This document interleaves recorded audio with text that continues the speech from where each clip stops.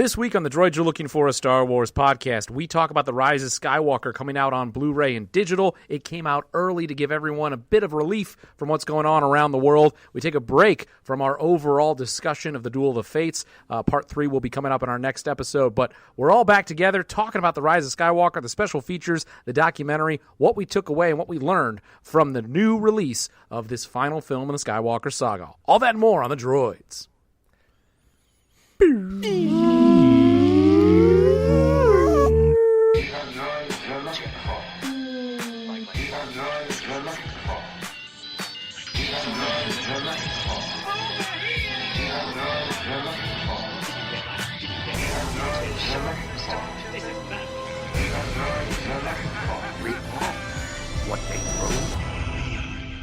Welcome back to the Droids You're Looking For, a Star Wars podcast. Alongside Chris, Ryan, and Sam, I am Mike. What has happened since we last spoke? There's been a changing of the guard. I think I saw it best. Basically Palpatine's back, but he's in the form of a virus. So he's doing his work. And sadly, here we all are. Well, the last time, not the last time, but the time before that, we were all together recording in person. We are certainly not doing that now. Wait, Ryan, didn't you need a lot of tea because you were coughing? That was before everything. That was before everything. Wait, are we sure, guys? I don't know about this. I don't even like joking about this. I was just going to say, am I out of line here? I might be out of line. You're way out of line. Watch yourself, counselor. I heard even Order 66 has been canceled. Oh. But in all seriousness from the droids, this is serious. Wherever you are, we hope that you and yours are healthy and that you're, chances are, if you're listening, that you're in some kind of, isolation quarantine situation, and we hope that you're doing well with that and that you're staying healthy and safe out there. Yeah, stay healthy, stay safe. We hope that our voices don't drive you mad if you are in quarantine. I myself am in quarantine. You should talk to my wife. Hopefully our voices will soothe the ails of the world right now. But thanks for joining us. That's a tall order, Chris. I don't know. Look, we're not promising anything. That's a tall glass of blue milk. Chris, you did have a great suggestion. As warm as a fried tip-yip to your ears. You had a great suggestion, though. If you run out of singing Happy Birthday when washing your hands, you can just list any Star Wars character or try to think of as many as you can. That'll go. It's a fun game. Yeah, that's a great idea. What's weird to me about that is that, first off, does no one know how to count to 20? Is it that boring? You lose focus. Also, I've seen so many things that make me wonder, how were people washing their hands before? Oh, I never did. Oh, I will share upsetting stories, which is that multiple people I work with shared the story of being in the men's or the women's room we actually have gender neutral bathrooms, but people still kind of adhere to one tends to be it's still kind of binary, even though they're technically gender neutral. Yeah, anyway, a 1 and a 2. But both was Batman on bathrooms. But both people I work with who use both bathrooms had other people in the building on the floor we use make comments ugh, I guess we really got to wash our hands now. And that's what are you what? Who is this changed my behavior in almost no way, except that I do wash my hands longer because I'm actively counting it out. Yeah, my hands are only bone now. But it's I need a Bacta tank to what you're saying is you're Palpatine at the beginning of the Rise of Skywalker where his fingers are falling off. I literally started sleeping with gloves on. Oh yeah. But I saw a special on TV the other day. They said when you wash your hands, make sure you get your fingers. And I was like, who's only washing their palm? And I am not making light of this situation. I understand washing hands or not. People are at high risk. It's not like washing our hands is the only thing that, it's not like it's going to prevent anyone from getting it. But what I'm saying is, for someone to say on a show aimed at adults, make sure you wash your fingers when you wash your hands, I was like, that's what's going on? 70% of the hand. That's most of the hand. You can't even say you washed your hands unless you wash the fingers. That's like if you took a shower and someone said, make sure you get your arms. I feel like if Seinfeld was doing a bit right now, it'd be this bit. Yeah, exactly. This would be a good. What's the deal with fingers? What are they? Do they fing? What are they? Your toes don't toe. They're not gers. Well, we do all hope everyone is safe out there. Please enjoy the pod. Go back, listen to some of the episodes. If you feel like we are soothing, go ahead and listen to as many in a row as you want. And go through all of our rewatches of all the films. We've got our Last Jedi instant reaction from, 2 years ago now? Our Rise of Skywalker instant reaction. The Solo instant reaction. Oof, that's maybe my favorite one of them all. And many, many other great episodes that you can listen to in the back catalog. As news slows down, are we going to get to a point where we're ranking our favorite episodes of this podcast? Yes. And on another best of the droids. Spoiler alert. Mine's the episode 3 rewatch. We have Should like we a do commentary. clip shows? We should do commentary. Ryan, can you start doing clip shows? Hey, that reminds me of that one time. Oh, geez, no, the freezer door just locked behind me. This reminds me of that one time. Well, I mean... Hey, speaking of Lego... Someone did make a great point. Basically, all our lives are bottle episodes right now. Yeah, that's true. We're all in a bottle episode. We're not going anywhere. We don't have another set. We don't have another scene. We're in one place. Well, Hopefully we have another scene. Has Wings ever done a bottle episode? Oh, everyone was basically a bottle episode. They're only in the airport. Yeah, they're stuck on Nantucket, right? They're just stuck on the island. Is there one where they're waiting to take off? There is, right? Oh, yeah. And there's also one where they're waiting to land. Well, that's a little more urgent. Yeah. Well, they're running into problems with the engine, episode. And they're all in black tie, so they're trying to go to Helen's debut in the Boston Symphony Oh my Orchestra. God, I do remember that. All right, you know what? The Wings talk always gets it back to feeling good, right? Let's get back in it, and if let us know how you're handling this with Star Wars. Is it your comfort movie? You got it on in the background 24/7. I know I kind of dug into it this weekend a little bit. Chris, I want to hear about that. Follow us on at DroidsPod on Instagram, at DroidsPod on Twitter, droidspod@gmail.com. Send us an email. Let us know what you're thinking. And as always, if you like the pod, don't like the pod, or anything, rate, write, review us on iTunes, You know Stitcher. what? In this anxiety-filled time, I'm going to say, if you don't like the pod, keep it to yourself. Oh, yeah. All right, it's all or nothing. We're in Mad Max rules now, so guess what? If you don't like the pod, you can still review us. But but don't review us. You can really tell that Perfect. Chris wanted to move the show along by getting into the full read. I'm disinterested in moving the show along. We will also, as we've said in previous podcasts, we will read your reviews on this show. So if you write a new review, good or bad, we will read it out loud. Now, Wait, from Ryan's... Do we have one? Right. Don't we have one? I think we do. Do we have one? I mean, I don't know that it came in during the window where we first introduced this whole thing about doing this, but why not? Say we read it, yeah. I think we need to, at this point, read the most recent review. We got to Does go anyone have read it? it. We're going to not read it on a could've just- technicality. You know, I do just have cut to it. say, this review, though, came in what is essentially a different world. You know, I don't know, this person's perspective might have changed since we no longer live in the same existence. And I think this is a great review, and we really appreciate it. This is a review from should I say a screen name? Yeah. His screen name is Pat Tro. Yeah, I guess it's public. It's a review. The review says, I can't click the whole review. Read the first part. All right. No, This pod is ellipsis. It was ellipsis. All right. From Pat Tro. Well, thank you. They said they make me want to start a podcast. I may not agree with some of their opinions, but it doesn't deter me from listening. Great Star Wars coverage from a bunch of dorks. I love it.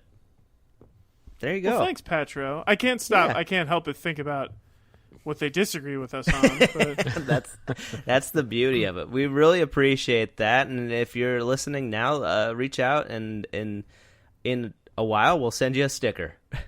Yeah, we'll get you one. I know we still have one outstanding, and I apologize. That sticker is going to come to you once things settle down. I think with Patro that, sounds like a dork. is this? We'll roast anyone.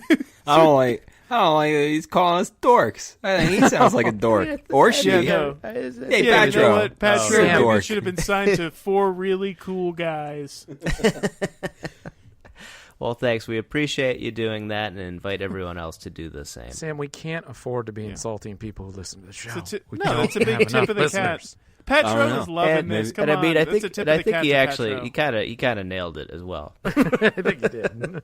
Yeah. Chris, you're a dork. What I'm saying You is, three are a few dorks. of I'm us cool. are married. Mike has established on this podcast that he had a prom date, so like maybe we're doing okay. Well, let's get into the Rise of Skywalker, the digital release. The Blu-ray is not out yet. We just have the digital so far. But the exciting thing And was... there's one 3D 4K Blu-ray being shipped from where, Chris? Prague. Defying all shipping odds, I made it happen. No, I'm just kidding.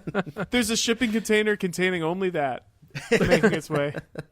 In these times of very strained supply chain, they're still taking one giant shipping container just for your Blu-ray. Yeah, well, you need it. Well, so it was a bit of a surprise. On Friday, this past Friday, which was what, the 14th, was it? The Or 13th. The movie was supposed to come out on digital on the 17th. There was a surprise. A stir came up on social media. The Rise of Skywalker was available early. They did not do the big promotion where it was Frozen 2 was moved up 3 months to be on Disney+. They're not going to do that. But it was still a nice surprise. And my first reaction to this was, usually I am counting down every day until the home release of a Star Wars movie. For a lot of movies, I'm counting down the home release. When I get that digital, I'm automatically downloading it right away, watching as much as I can. I used to always watch the whole movie, but now since life is different and I have adult responsibilities, I usually get to watch like 30 minutes and then I go to bed. But when it came out, I was like, all right, well, I'll watch it, but this is not me the way I used to be, diving into every feature, thrilled about every feature, and using this as like one of those things that is a benchmark on my calendar of I can't wait for that moment. Let me check iTunes all the time to see if they've changed the date of when the digital release is coming out, because that's the way I operate. This one, I wasn't feeling that way at all, and it made me really sad because I felt like this is the perfect time for a Star Wars movie to come out and give us all a moment of respite from what's going on in the world. Give us 2 hours and 20 minutes to think about something else, to be enthralled by the storytelling, to be caught up in the special effects, and to be thinking about what has happened within our world of Star Wars. We didn't get that with this new Episode 9, and they didn't know it was going to happen, obviously, but you wanted to have the experience of, oh, The Last Jedi's here, and let me dive back into this and think about all the things and get a chance to talk to all of you on the podcast about it, and we can focus on that for at least a brief moment to get that time away from what our current state of affairs is. And unfortunately, it just doesn't have that for us because the film ended up being what it is. And I think there are a lot of people, though, who probably did feel that way because they do like the movie, and I'm glad that they were able to do that. I just couldn't feel that way, and it made me kind of long for what we didn't get with this movie, even though watching the documentary gave me a little bit of that because it was nice to see so many committed people working so hard to make it great, even though it didn't turn out great. Well, Mike, Yeah, you texted us you said, Yeah. was watching Rise of Skywalker as an escape from the world. Halfway through, I switched to the CDC website. Which I didn't quite understand. And also, we were at Mike's apartment, and just the walls are just covered in countdowns, just stitch marks for various digital releases. Well, I'm like Ray. I do a scratch Yeah. mark. Yep. You know, it was really Yep. nice when they moved up the window for Birds of Prey because I didn't have to do a lot of scratch marks waiting for Wait, it. hold on. Exactly. Hold on. Did they? Yeah, it's coming out on the Yeah. 24th. It's Tuesday. Oh, Oh, that that's movie's I awesome. do want to see that. It's great. Go see it. Man, you heard it here first, folks. Wow, Petro. we're breaking news. We're Petro, breaking- you heard it here first. All right. But yeah, it was, no, Mike, yeah. I echo like a little bit of that sentiment. I mean, it was completely off my radar. I thought in my head I'm notoriously bad with dates, and so I thought it was coming out at the end of the month anyhow. And so when you were texting in the shade, it's like, hey, this is out. I was like, just happened to be browsing iTunes, and I think like I skipped over it like 3 or 4 times when I was just like in the movie library because like I did not expect it to be out. And then when he was like, you can buy it, I was like, what? And then I just clicked it and I bought it. Yeah, well, it is an interesting thing because to me, I wasn't as excited about the movie being out early as the novelty of a studio doing that. Yeah, Oh, yeah. yeah, exactly. Where I was like, I "Oh, just wow." need to be part of this. Yeah, exactly. That's kind of how I felt too. I was like, yeah, I got this. Like, which right is when it why happened. I'm watching Trolls 2 on April 10th, because if it's day and There date you go. release, I'm not missing that. I don't know, you know. I'm in. I didn't buy it. Yeah, Mike said that it was a chance for respite. This was a chance for Sam to respite. He Sam, you- respited his nose to cut off his face. Sam, Well, okay, so you didn't okay. buy it. I didn't buy it because. So here's the thing. I assume, eventually I'm going to have, if not ownership, like whatever, like rentalship of this movie through Disney Plus. If I ever Sure. want to watch it again, I was so disappointed. I was so underwhelmed. I'm kind of shocked. I'm like shocked that you all bought it. Now I get it. I get the special features thing. I get the like curiosity, and I love watching the director and the Jedi was like one of the greatest experiences of my life, and then like talking about it on the pod. And so I get that like there's always some excitement around like Disney and Lucasfilm and Star Wars have always made sure, once it was a phenomenon, to really document the process. And there's so much like rich design and, just like the art of constructing one of these movies. And hearing you guys talk about it makes me want to see that again. But like I really, really dislike this movie so much that it's like it's like too soon. I can't give this product more money, because that's what it is. It's a product, right? It's not a movie anymore. It's not a story. It's a product. So I got to know, first of all, so obviously you guys all, to some extent, and we're going to actually, you are going to get into, and I'm going to learn about and listen to what some of these special features were. But did you guys watch the movie? Like, have you rewatched Rise of Skywalker? I watched it. Okay, I watched 30 minutes. Is it $19 well spent? No. I'd say it is. I mean, Well, here's the thing: if you do what I did, which is you watch the documentary, which we'll get a little into, but the documentary, if nothing else, is at least telegraphing. I don't know if it's it may be a brilliant piece of PR, but it's telegraphing that the people making the movie were really trying to make a really good movie, and they were really passionate about it and excited to be there, as opposed to how we may imagine them, which is just being like, ugh, we gotta fix everything. This stinks. Star Wars So, everybody was really excited. So the goodwill of that, if you go straight into the movie as I did, carries for about 40 minutes, and then you get really, really mad, and then by the end you're really, really mad. You're like, wait a second. He's a clone that makes other clones that was I was made by watching another it again, clone? and I was like, maybe the movie's fine. Maybe it's fine. Like, it's right. the stakes are lower here. I'm just watching it at home. It's like a fine watch. But then by the time all the ships show up at the end on Exegol, I was like, this is so dumb. It's just Right. so dumb. I mean, you're describing it like I only watched 30 minutes. You're describing my 30 minutes of basically being like, you know what? I'm actually kind of having fun right now. This is it's still crazy paced in weird ways, but there's some stuff that it's not bad. I was thinking like, oh no, I don't really want to get to Pisana, and then I thought, you know what? I just saw how they made Pisana and saw how they did all those creature work and all the special effects that went into it. I'm like, wow, there's a lot of dedication here. 30 people under the ground in Jordan operating the puppets like With this. scorpions? I need to with scorpions. I need to respect what they did here. So I had to cut it off there because I had to go to sleep, and I'm still kind of vibing on that. But I'm guessing when I turn it back on, I'm not going to feel that way. Just watch the doc again, and then watch the movie. And then watch. No, I was gonna say, like, I'm kind of with you there. I did it in the other order. I started watching the movie, and I got about halfway through, and I was like, well, let's see how they made this thing. So then I watched that, and I had a completely like guttural reaction. I was kind of welling up at parts. Just I think it comes back to, and movie aside, whether you loved it or hated it, that doesn't really matter. I think it's just kind of this like, there are elements of Star Wars that is this like comfy place, and it's nice to see people get excited about it, whether you like it or not. I think it's great to see that there are people excited about it. Just like how I think prequels had that kind of stigma for a while. It was just like, oh, you like those kind of eye roll thing, but now it's like, yeah, be excited about those movies. I don't know if this will continue that same kind of feeling, but I'm sure for a group of younger people and a younger generation that this was their first foray into Star Wars, I'm sure they'll have great feelings about this. So And I'll I'm tell happy you what, for the doc. As an animatronics head, I walked away from this doc very satisfied. It's interesting, like your guys' response, because like, you know, without having seen this one, I'm gonna pull a real Sam here and bring in like Batman, but it's like there's two, like the two versions of this movie are like there's Batman v Superman and there's Justice League, which are both movies I hate, but like Batman v Superman I've probably watched 10 times.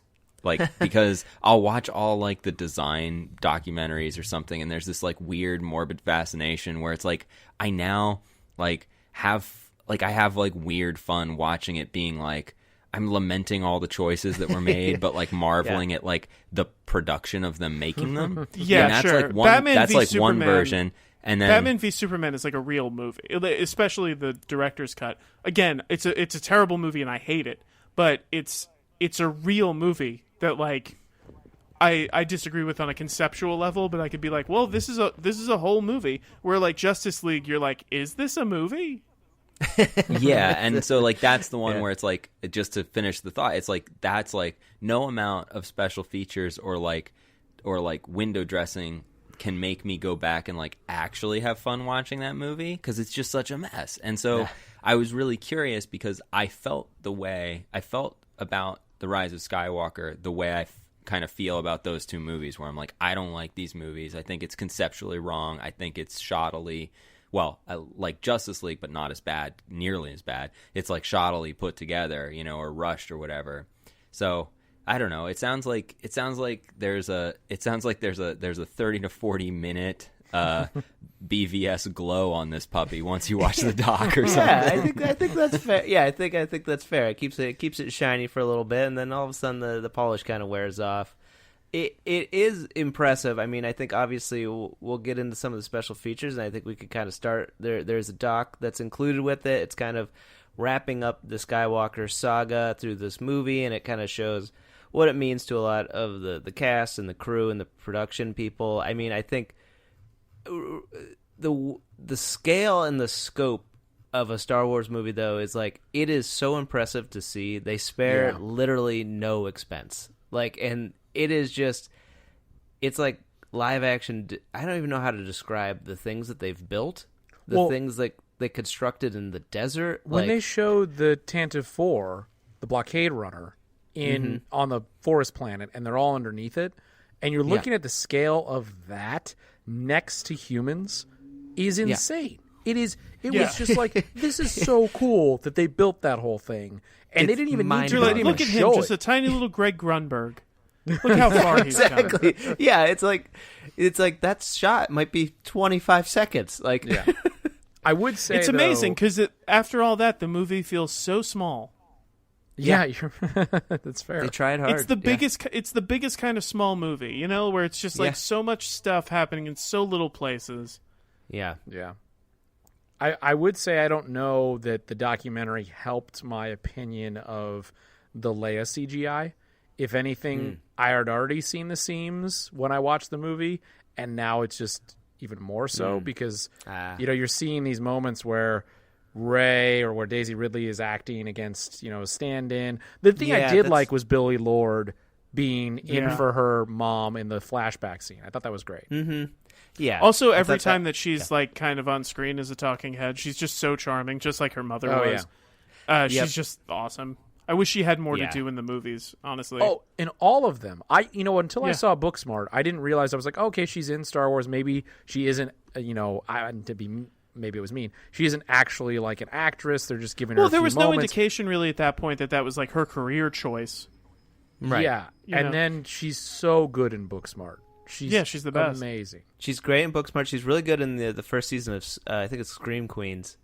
Oh, right, she was on that. So sorry for what I said. What I said was erroneous. Well, I was just unaware The Force of her. Awakens was her first movie as well. So The Force Awakens was. So it's like, who knew what would become? But that was a delight to see her kind of interacting on set and kind of giving, I think, like her mom's blessing, just to the degree that, like she said, and like everyone always kind of says, like, this is Carrie wouldn't want us to kind of like mourn and be all glummy about this, and so I think having her there and kind of being like, it's okay to laugh and be happy and celebrate this, I think was like, that was a great thing to show. I was really happy with that. That's gonna like make me cry. That's like so sweet, and I hate that it's like this movie doesn't work for me. I know. Yeah. That's the thing. It's like this documentary, and I think we preface this with like maybe it's part marketing. It did seem like the documentary did try to like show basically like they went to Twitter and like, what are people complaining about? And they're like, well, show them how we made it, and then let's see if they like. You mean basically how they made the movie too? They went to Twitter and saw how people complained about The Last Jedi. And made exactly. The movie? But also, what surprised me is how little they kind of wallowed in some of the hot topic issues. Like they didn't really like the Palpatine stuff. They kind of just plowed through. Yeah. Like they didn't. They plowed through it, but apparently I actually haven't gotten to this part, but I saw it going around as a couple of memes, or not memes, but just like screen grabs, where JJ's explaining like, oh, well, to explain who she is and how she has this power, it has to come from somewhere. It can't just come from her. It has to come from someone else, and that really doesn't sit well. There was a line or something. I think the line was, "Well, Star Wars has always been about the Skywalkers and the Palpatines." That was Terrio. Chris, That was I Chris Terrio. turned to my wife at that point, and I was like, "No, it hasn't." Yeah, exactly. That line, that part right there, I was just like, first off, it's been about there's half like- of that. There's like this talking head they keep cutting to of like Chris Terrio, who like, listen, I have no ill will toward Chris Terrio, but it's just like he just says things that I'm just like, I really disagree with your takes on a lot of things that I like. And I think it's him that says like it's always been about Skywalkers and Palpatines. Yeah, It's it was like- him. It was him. It's like That's- there's only been one Palpatine. Again, it's not the Capulets, it's the Montagues. yeah, exactly. And he was That- only in the last movie of the original trilogy. I mean, he was a bigger part of the prequels, but it's what an yeah. interesting read. Star Wars. Because George, when he was thinking about the prequels, was like, it's not about a family; it's about families. Oh. That's how he was Maybe spoke about it. And this little guy's Palpatine. Yeah, maybe. that's my new George Lucas micro impression. Palpatine only existed when it was like he needed the foil for Anakin's story, and initially it was like, I need a foil for Anakin's redemption, and then later it was like, that's the perfect foil to represent his fall, and but it's like the idea that Yeah, is not about them. yeah. I think Oh, one did of the. Oh, Sorry, go ahead. I was going to say, Chris and Ryan, did you notice that it seemed to be a bunch of expanded universe novels sitting on Chris Terrio's desk? Those are the other things that seemed like they were like really actively trying to show us. Yeah. Like, hey, we've got all the content and source material here in front of us. Don't worry, Terrio and JJ definitely know what happened in all the other parts of the franchise. Yeah, I mean, I think I texted everyone at the end of this, and when I watched it, I was like, all right, I think I'm kind of off the conspiracy theories of the secret cuts. I think what happens is these two guys, they made the movie that they wanted to make, and that was kind of their perspective of fandom, and it's not necessarily the movie that I would have wanted to see, but I think I'm coming to terms with that. Lots of people worked really hard, as they showed through this documentary. I mean, I think I think this documentary is like a good compliment to the movie. If I had seen this documentary before I ever saw the movie, I'd be like, this is going to be the greatest movie ever made. I almost wish I watched it in that order. I wish they showed it on ABC before the Yeah, movie. exactly. That They was should have actually just showed it. That was part of my disappointment in the marketing for the movie, and really the marketing for the last few Star Wars movies, is where was like the retrospective? And I think I've talked about this on the pod before. Like you used to get an ABC Sunday night 2-hour feature. Where's Ready Diane for the Rise of Sawyer Skywalker. being like, for the last 40 years, Yeah, exactly. fans around the world. I mean, I want to go wanted see that. Star Wars. Yeah. I took a trip to J.J. Abrams' Bad Robot, where they're putting the finishing touches on the Yeah. end of the Skywalker And it shows him saga. like standing above a computer screen. He's like pointing down at something. So this It's here, where they this say is, something this like, is, it's where the director says something like, Well, you know what? Nobody realizes the most important thing about a Star Wars movie is the sound. Meet this guy. You know what? It's so funny because like when they show the part where they're like, they get to the part in the documentary where Ian McDiarmid is there, and he's also very charming. And, you know, everybody's talking about how the Emperor is coming back, and they're all so excited, and they show him in his costume, and everybody's so stoked, and, oh, it was inevitable. Of course it had to be about this. And if it was beforehand, you'd be like, wow, they're really selling me on this idea. But you can't do that because spoiler culture. So now when I'm watching, I'm just like, look at all these idiots. They don't even know how bad this is. They don't know. Yeah. They made him, and there's one part where they show him in the red robe, you know, like with the red ascot, and they're like, "Oh my god, it looks so good," and you're like, "Oh, you have no idea, it's gonna be so weird." It's like, yeah, it was cool for all you. It's like the whole thing's about how like Daisy, John, and Oscar really had fun together. Yeah, right. I'm like, cool. Oh, right, yeah. Well, they're Are we throwing. going to talk about Eunice? I was just gonna say that's as I was making my other point, I about forgot to bring her up. And remember, we're not talking is- about Jonas. We're talking about Eunice. Yeah, although Jonas is great in it as well. Eunice, the stunt coordinator, who is just like life incarnate. yeah, She's amazing. She's just amazing to watch. yeah, She is. She knows how to like. It's clear she knows what she's doing on every level as far as stunts go, and then it's also amazing to see her interacting with like the cast and crew because she's giving creative notes, she's going around, she's like, it's very very funny. I saw that one point when she's like with the ball droid, the training droid with Daisy, she's like trying to get like annoy Daisy with it, and then she just starts hitting her with it. It's like what scenario could you just poke the biggest actor, like one of the biggest actors in the world? And it's like you could tell she oversteps every bound. Yeah, exactly. Like, and everybody's just like, she's just so full of energy. It's a lot of like, her energy is just infectious, and she's amazing. Yeah. You guys realize, so I looked her up because you guys were talking about her from this documentary. Again, I didn't buy the movie, so I haven't seen any of this. I think you but she sounds great. bought this movie. But you were talking about it. You were talking about her, and I was like, I gotta look this woman up. I looked her up. So first of all, she's 53 years old, which I think it's kind of rad that like, I don't know, just the way you were describing her and the way, like, I thought at first you were talking about she was Daisy Ridley's stunt double, not like the stunt coordinator. Like, I was like, that's fascinating. And anyway, I had that like, I was like confused. Yeah. I'm a confused old man who doesn't confusion. have. I didn't buy the thing, so I didn't know what we were talking stunt about. People are traditionally 30 years older than the actors. It wasn't. It was like I hadn't bought it, but that wasn't stopping me from like weighing in fully on the conversation. But the other thing is, so she was on like the British version of Gladiators, like American Gladiators, except British Gladiators. And she was I forget her name. I think it was like Blaze or something. It was really British Gladiators is like American Gladiators, but they just say "excuse me" a lot more. They have a break middle of their battle. Much more polite.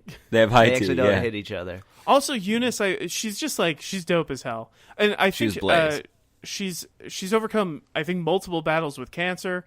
She's amazing. She seems like an amazingly enthusiastic and professional person. It was just she was the highlight of the doc for me. Yeah, I'm 100% with you. Open door invite, Eunice, if you listen somehow. Please come on the pod. We'd love to hear some war stories. And again, I just want to stress that, like, you know, we shouldn't forget that it's, you know, this is the perfect case for anti-ageism, because it's awesome that a 53-year-old can stunt double for Daisy Ridley. That's so cool that she's doubling for her. I think that's great. Sam, you really need to watch this. Watch this. I will say, is anti-ageism where they like make Sam Jackson look younger in Captain Marvel? I think that's the whole premise of The Irishman. Digital anti-ageism. I feel like there's a lot of great stunts in this movie. I think that even though I thought it didn't have a lot of stakes, the lightsaber battle between them on the Death Star was wonderfully choreographed. Very cool. But I didn't think that the first few things they showed ended up looking that good. I like her a lot, but I think that the moment where she comes down from the rocks looks like Peter Pan. It's so clearly wires, and that didn't work for me. And then the moment in the doc they show the jump, it again doesn't it didn't look good. But there are great stunts in it. Those two moments, I was like, wow, those didn't really come together to me in the film.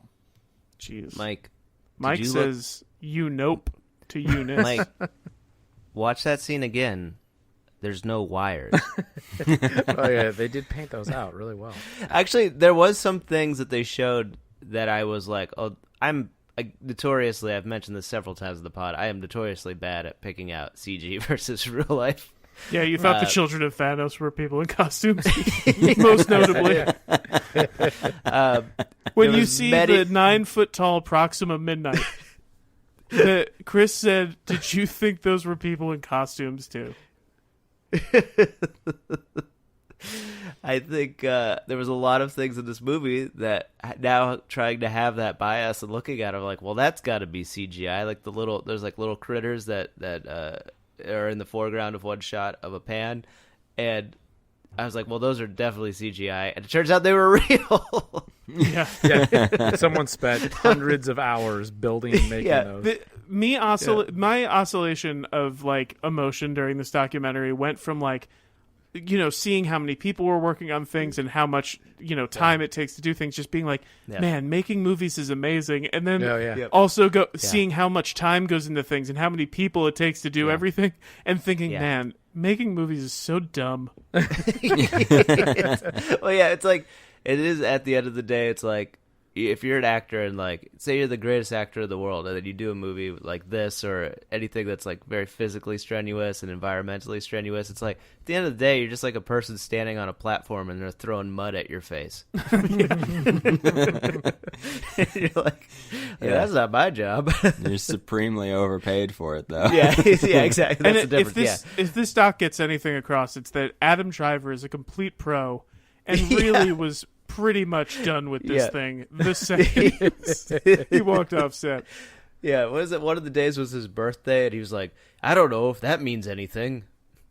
Yeah, he had this amazing talking head. He's talking about shooting the Death Star fight, and he's like, yeah, I mean, I was on wires and flipping around, like, that's why you go to work. And it was like, that's not what I expect Adam Driver to say. That's weird. But he's a physical dude. He was a Marine and stuff. I'm sure he likes flipping around and stuff.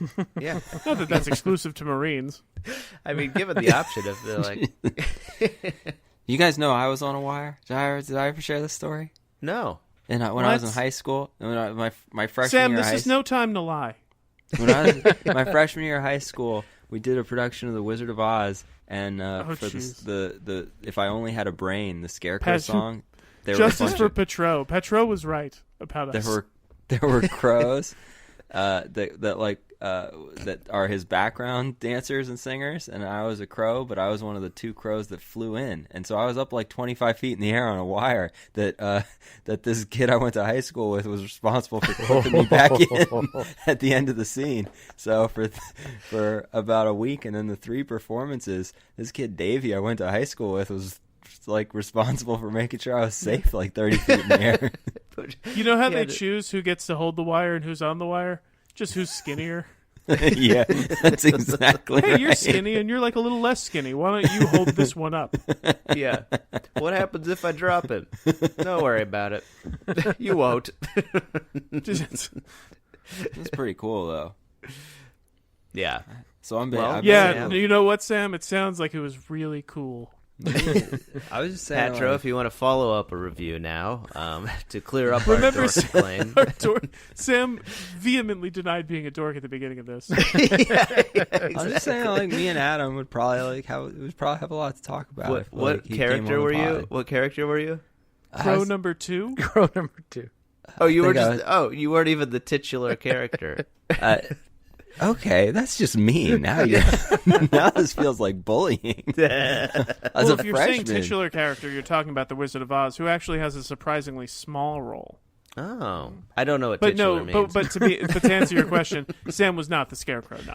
Oh, I was not the Scarecrow. I was one of the crows, and no, I didn't have a name. Do you remember who was the Scarecrow? Are they an actor now? Professional? Actually, he's a professional. Don't say dancer. their name. Actually, he's a professional dancer. He's very good. Well, sounds like he was cast correctly then. there you go. And you are a professional crow on wires. It's true. You and Sam, Chris, Chris go to the park in the morning sometimes, right? Sam, is it true that crows are one of your favorite meals also? Well, I'm just speaking kidding. of Sam, well, that's impressive. speaking Which of part? crows and Which full part of that is meals, impressive? Moving on. I mean, bringing it back to something that wasn't a full meal. Rise of Skywalker, Did I ever tell but you something guys that I was in the first ever junior high school production of Footloose? This is that true. This is a true story. Why do I try to transition? I don't even know what I'm doing. Well, I just feel like I very rarely get to talk about this. This is the closest we'll ever be on the podcast to it being a sequitur of some sort. I was in the first ever junior high school production of the Footloose musical. And That's awesome. That's not nothing, my friends. That's pretty cool. Well, Chris was nicely. That's a world record, you know. We had the Guinness Do I have that adjudicator right, there Chris? to say, What is indeed, this is happening. Well, You have a I Guinness played World punk Record? number 2, and I was not carried by anyone on wires. I was not. I was more of a carrier than a wirer, if you know what I mean.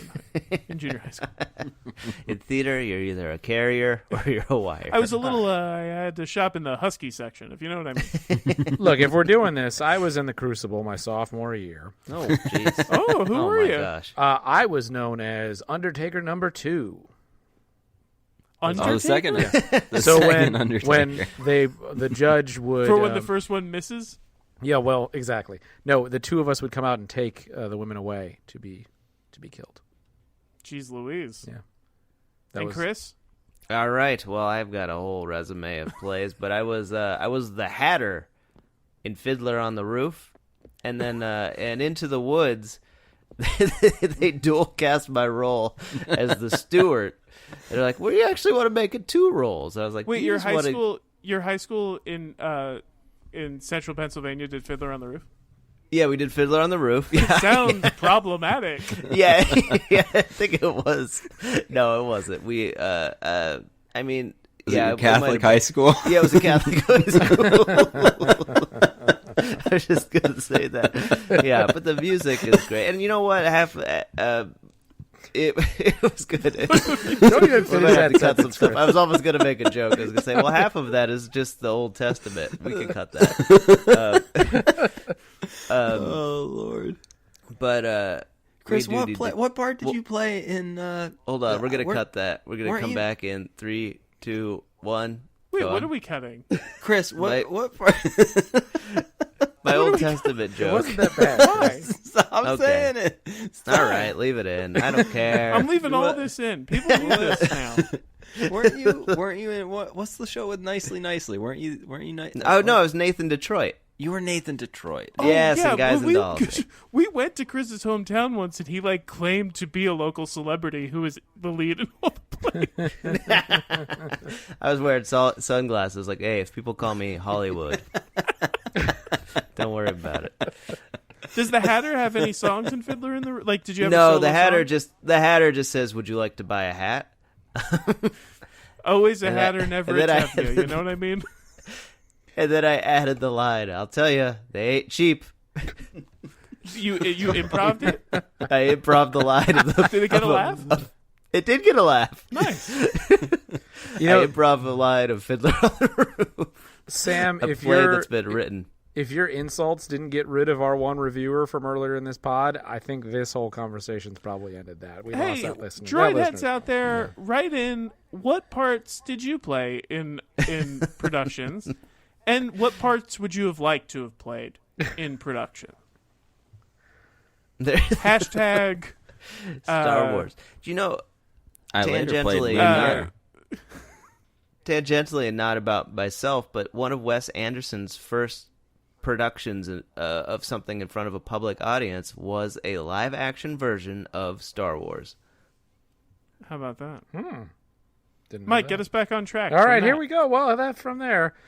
You know, Babu Frick is something that we all can agree on. And everyone loves good old Babu. And is it Shirley? What's her last name? Is it Shirley Henderson. Henderson. From fame of, as Ryan and I well know, Intermission. Of course. Plays in that John role. Crowley's And of course, Intermission. also Harry Potter, and she plays Moaning Myrtle throughout all of those films.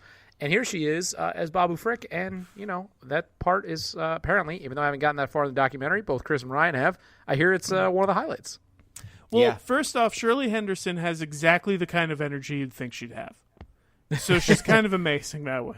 She's just kind of like, yes, I'm here, whatever.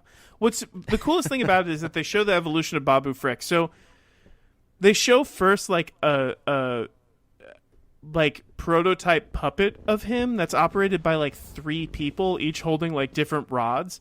And it's like they pick it up, and it's just like he's just gray at this point on like a black background. And they immediately start puppeting him. And it's this amazing moment that you see happen on screen of like, that's a puppet, and then like that's a living thing. And like it's just amazing the craftsmanship on display in all way of making the puppets, of puppeteering them.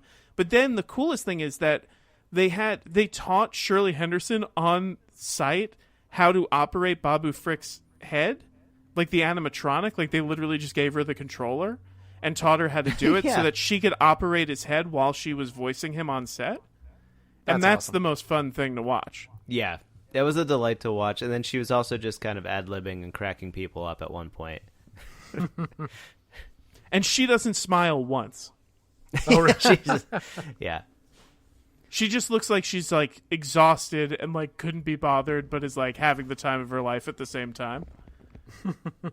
This is the stuff that kills me. Between this and like the Billy Lord stuff and talking about Eunice, it's like, and obviously all the design teams and production designers. Like I know this thing was made with love. I guess I'm just hoping at this point that when it hits Disney Plus, I'm sure I'll watch it again at some point. I hope that over time it settles somewhere in the same way that the movies that I have at the bottom of my Star Wars ranking now, if this stays near the bottom, I hope it finds a place that I enjoy it as much as I enjoy those, or close to as much, where it's just for me, if there is such a thing, a lesser Star Wars movie. Because it makes me feel a lot better about the movie. But I also can't help but wonder, like, it would be a bit jaded and be like, well, is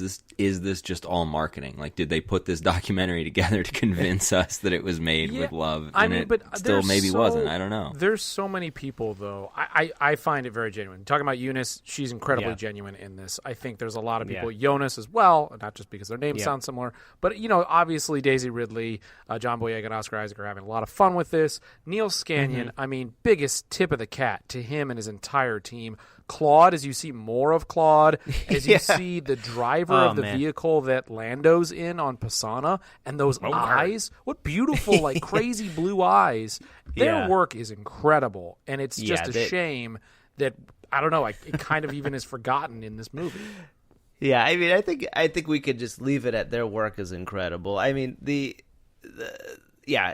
you said, it is. I think they are being genuine. There's a nice scene at the end, and do you care if I say it? I know you haven't finished it. Yeah, go for it. It's like basically the credits roll, and they show everybody. They do one of those like kind of set montages of people like dancing on the set, and so they have like a clip show, all that. But then at the end, they show there's a door, and they said it's a door that was probably in like whatever the Lucasfilm offices were at in Pinewood Studios, and that's my guess. It could be at the other studios in LA or Bad Robot, but there's a door and it had all these like little hash marks on it, and they were the heights of the actors each year that came in for fittings, and so it's like how you do on the side of a wall, you measure your height. And so there was a guy, I don't know who it was, but he was just kind of standing there and he's like pointing out. He said like, yeah, every year we measure their heights, and then he kind of like. It was clear they were like packing stuff up, and he was looking at the door, and he kind of was like just pointing at names. He's like, "Oh, there's Daisy. Oh, there's Mark. There's Carrie." And he's like, "There's a lot of people that have gone through that door." And like, I thought that was like a very cool way to kind of end that documentary, and to me, that actually like was a very like moving way to almost end the Skywalker saga. It was kind of like, yeah, like that door was open. A lot of amazing things happen, and now we've closed that door. I just thought that was like It's at the very, very end, post credits. I just like that little button really got me. Well, take a look, watch the documentary. If you've already downloaded the movie, if you've already paid for it, or wait for it for Disney Plus like Sam, you got to check it out. It is worth it. It does tie so much together. There's obviously the marketing side of it to make it all feel connected, but there is a lot that you can take away from it. And really gives you, some positivity, some hope, some great, feelings at this time, and we all need that. So maybe the movie doesn't give it to you, but the documentary does, and that's all worth it to us. So that's going to do it for this edition of the Droids. Stay safe, everyone out there. Droids, stay safe. Always a pleasure to be here talking, and as we move forward in the next few weeks, I can't wait to do more of this because it's always a pleasure. Yeah, stay healthy, everybody. I know we had some, we had some laughs, but this is obviously a very serious thing affecting countless people, so we hope that everybody out there is staying safe and healthy, and if you're sick, getting better, and all the good vibes to everybody. Yeah, just wash your hands and your fingers. Yeah. And get the your whole fingers. Hey, as the Star Wars fans, we have the benefit of saying the Force will be with you always.